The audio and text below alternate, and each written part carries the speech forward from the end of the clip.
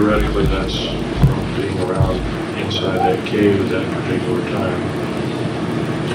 That's the first time I've told any of you people that, but that's basically what it's all about.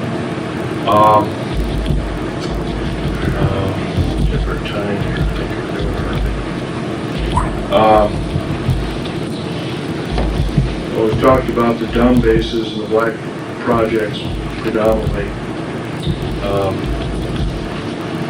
and the alien agenda. I would like to stick to another subject called Strategic Defense Initiative. Of course, this could very easily be, as mentioned by my late friend Ronald Lee Rummel, who was murdered, incidentally, by the three people who conspired to kill him.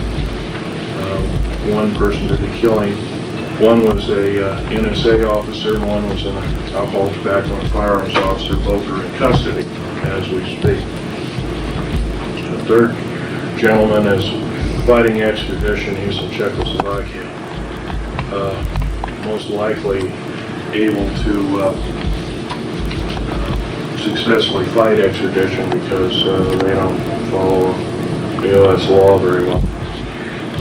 Anyway, the Strategic Defense Initiative is probably, instead of preventing incoming missiles, although they're now that most nations are favored and otherwise have nuclear missile technology, is probably some form of outer space defense against outer space attack, and it's pretty primitive indeed, but it's better than nothing. And the second part of my talk will be aliens and the alien agenda. I've already touched on that. Old alien bases. And like I said, Bikini Island, according to what was studied after the A-bomb blast, some of the caves that were infested with out-of-place artifacts dealing with UFOs and other kinds of paraphernalia had rock forming around them, so they had been basically an alien junkyard in shallow seas for probably the better part of 10,000 years. So they've been around. That you might call an old alien base. Dulce, New Mexico is another old alien base, or kind of a botryoidal or clear agate had formed over some of the parts laying on the floor of the existing base, and it takes an extremely long period of time for, geologically speaking, for this to form.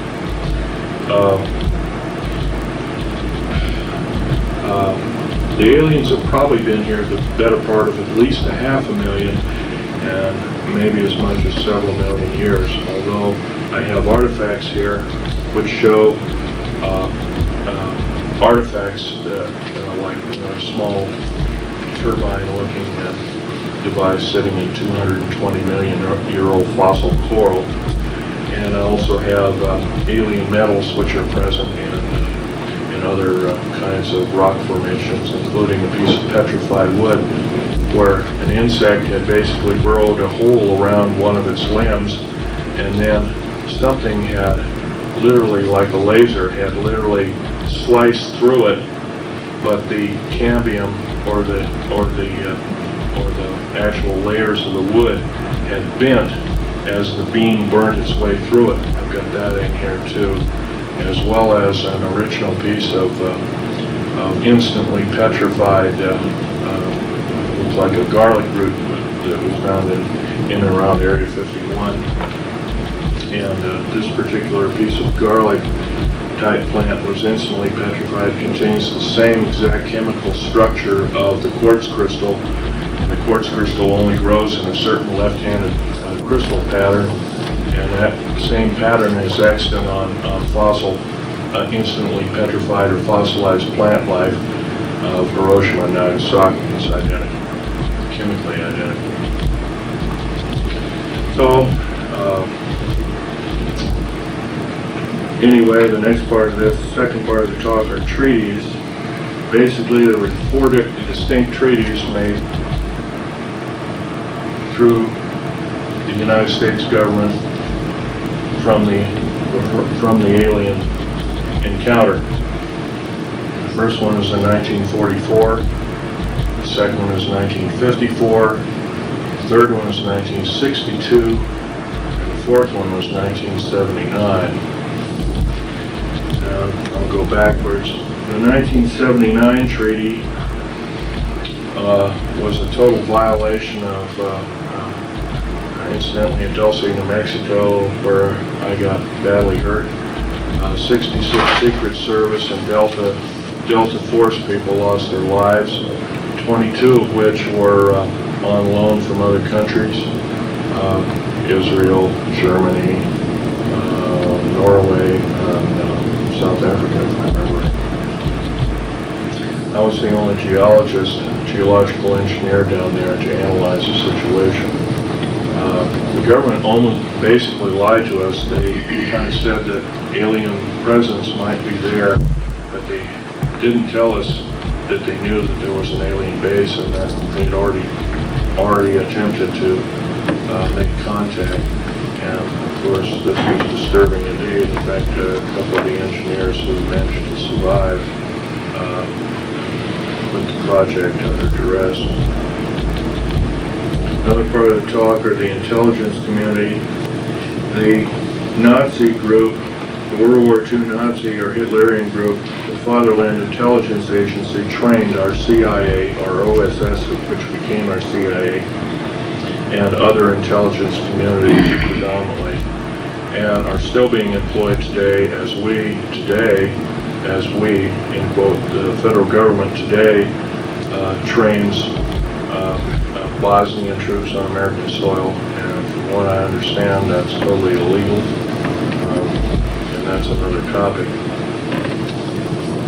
Now, the third part of the talk is the types of aliens.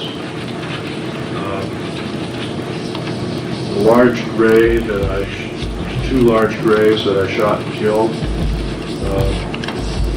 I can't tell you how ugly they were, and I can never tell you how graphic the stench was.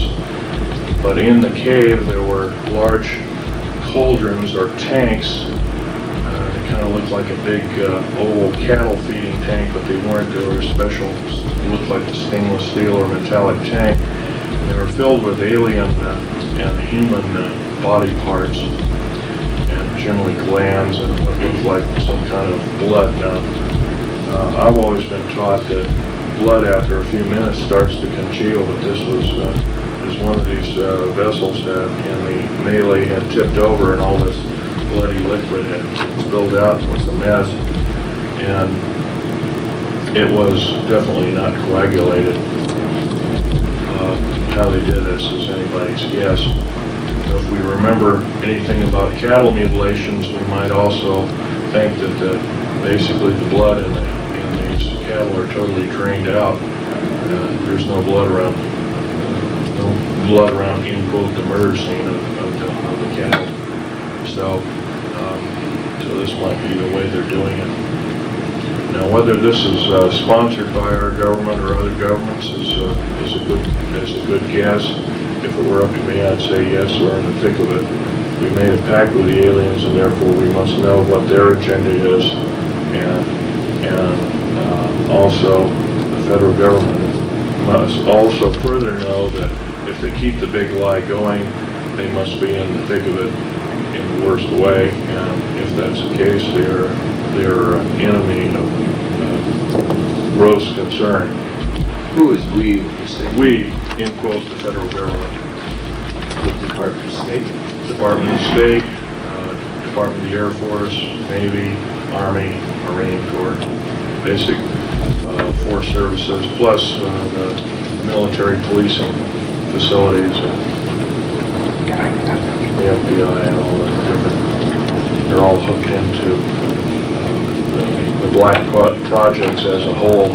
In this part of the black projects, there's kind of like an outer sphere of normal black projects, like building everything from these kind of aircraft here, and doing these kind of experiments here, to building aircraft like this, places like this. And that's kind of on the outside. And on the inside of this circle, we get a tighter group of people who really know what the main agenda is.